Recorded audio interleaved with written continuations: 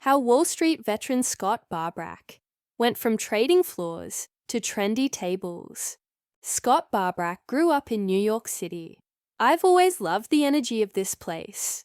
He says that energy shaped him early on, from his time at Xavier High School to his years at Rutgers University, where he earned a degree in political science in 1987. Barbrack's path into finance wasn't driven by childhood dreams of Wall Street. I just followed what felt right, he says. But by 1988, he had stepped into the world of interest rate derivatives, a specialized corner of finance that would define his career. Barbrack's financial career spans over 3 decades. He spent more than 20 years at Tullett-Prebon, a major interdealer brokerage firm, where he became managing director.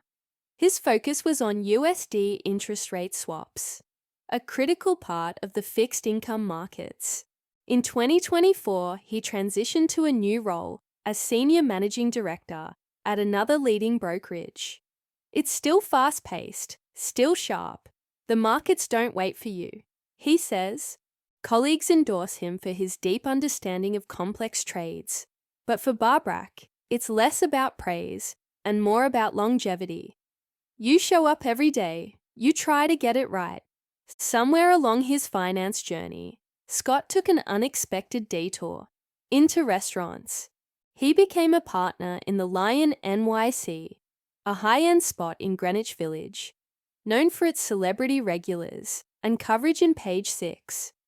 It wasn't just about the food. It was about the vibe.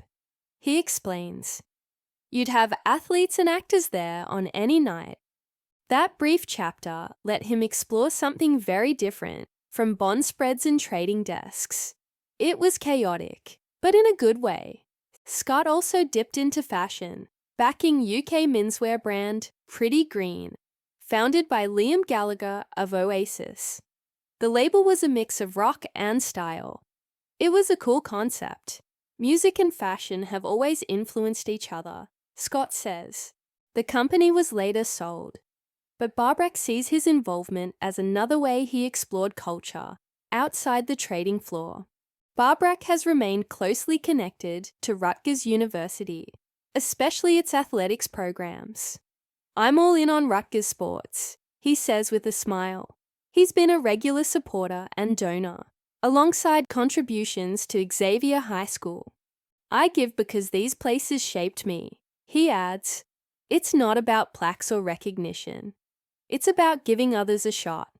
He doesn't have a list of public awards, and that's fine by him. I'm not a spotlight guy, he says.